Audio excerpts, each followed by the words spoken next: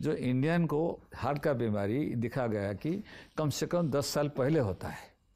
Western country पे 70 साल में होता, हमको 60 साल में होता है। पर ऐसा क्यों होता है सर? हमें 10 साल पहले क्यों हो जाता है सब? हार्ट अटैक के रिस्क किसको हो सकते हैं? अगर आपकी उम्र 45 से ऊपर है या फीमेल की 55 से ज्यादा है तो उनको हार्ट अटैक के ज्यादा चांसेस है as compare to young female and male. आजकल यंग लोगों में भी हार्ट अटैक हो रहे हैं, वो उनकी लाइफस्टाइल पे डिपेंड करता है, लाइफस्टाइल चॉइसेस पे। Smoking, drinking, drugs, bad steroids, ऐसे hormonal injections, body building injections, ऐसी चीजें बहुत ज्यादा रिस्क पैदा करती है। फिल्मी लोग, एक्टर एक्ट्रेसेस की बहुत स्ट्रेसफुल लाइफस्टाइल अपने आप में बहुत बड़ा रिस्क पैदा करती है। स्ट्रेस फ्री लाइफस्टाइल, सारा दिन प्रसारित कई रेगुलर पार्टीज, ड्रिंकिंग, कई ज्यादा वहाँ उल्टी सीधी चीजें होती हैं और उनके वजह से भी हार्ट अटैक बहुत कॉमनली होते हैं। So stress is a big factor, age is a big factor, और मोटापा, high cholesterol, high triglyceride, high blood pressure, high diabetes, ये सारी मोटापे से लिंक्ड है।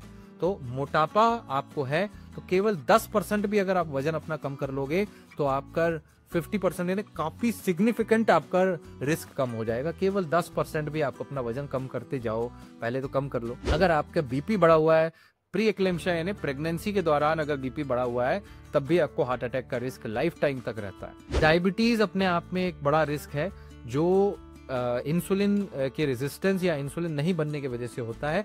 और अगर आपको डायबिटीज भी लंबे समय से है, चाहे वो कंट्रोल्ड क्यों ना हो, आपको हार्ट का रिस्क होगा।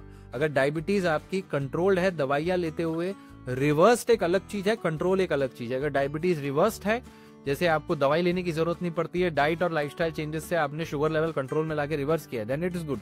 अगर डायबिटीज दवाई के साथ कंट्रोल्ड है, तब भी आपको अगर 5-10 साल हो गए और 10 साल हो गए तो हार्ट का रिस्क आपका बढ़ जाता है। मेटाबॉलिक सिंड्रोम भी इसी चीज को बोलते हैं, जिसमें आपका मोटापा है, हाई बीपी है, हाई शुगर है, तब आपको मेटाबॉलिक सिंड्रोम आता है और उसके वजह से आपके हार्ट अटैक के चांसेस डबल हो जाते हैं। टोबैको स्मोकिंग या टोबैको चूइंग लंबे समय में, इवन सेकेंड हैंड स्मोक आपके हार्ट अटैक के रिस्क को बहुत तेजी से बढ़ा देता है। लैक ऑफ फिजिकल एक्सरसाइज एक बहुत बड़ा कारण है।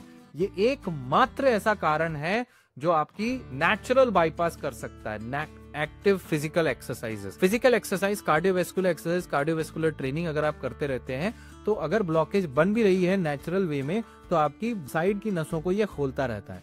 फिजिकल एक्सरसाइज नहीं हो रही है, सबसे बड़ा फैक्टर आज के डेट में lack of physical exercise. Young लोग भी बस सिटिंग जॉब में पूरा दिन बैठे रहते हैं, स्मोकिंग, ड्रिंकिंग, उल्टी सीधी लाइफस्टाइल, मोटापा, फिर डायबिटीज, गंदी हवा, फिजिकल एक्सरसाइज नील, हार्ट अटैक क्यों हो गया पता नहीं।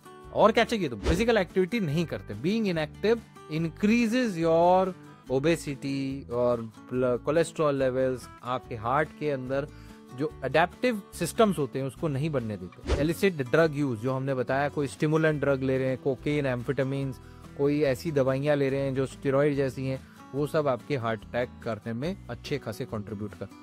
कोई ऑटोइम्यून डिजीज है, रूमेटॉइड आर्थराइटिस, लूपस जैसी कंडीशन से भी आपके हार्ट अटैक का रिस्क बढ़ जाता है। और जेनेटिक्स, आपके फैमिली हिस्ट्री बहुत बड़ा फैक्टर है। अगर आपके पेरेंट, आपके ग्रैंड पेरेंट्स को हार्ट अटैक हुआ है 50-60 की उम्र में, तो आपको 5-10 साल पहले होने का रिस्क है, क्योंकि मोस्ट लाइकली आपकी लाइफस्टाइल और आपका इन्वायरमेंट और ज्यादा खराब होता है as compare to them. BP और कोलेस्ट्रॉल एक बहुत बड़े कारण है जिसको आपको रेगुलर चेक में रखना जरूरी है। High blood pressure over time आपकी खून की नसों पे बहुत प्रेशर डालता है और हाई ब्लड प्रेशर वाला केस में क्रैक्स ज्यादा बनते हैं। उन्हीं केसेस में ज्यादा कंडीशंस होती हैं, अगर ओबेसिटी, कोलेस्ट्रॉल, डायबिटीज और हार्ट के रिस्क बढ़ जाता है। High blood cholesterol, high triglyceride levels को भी आपको कंट्रोल करना चाहिए। उसके लिए डाइट में आपको कोलेस्ट्रॉल, फैट्स प्रोड्यूसिंग चीजें कम रख के एक्सरसाइज बढ़ानी जरूरी है। अगर इसको नहीं करते हैं तो जो कोलेस्ट्रॉल डिपॉजिट होता है वो ज्यादा मात्रा में होता है, तो वो ब्लॉकेज भी आपकी थोड़ी ज्यादा मात्रा में होगी। इसलिए कोलेस्ट्रॉल भी कंट्रोल लेवल में रखना चाहिए।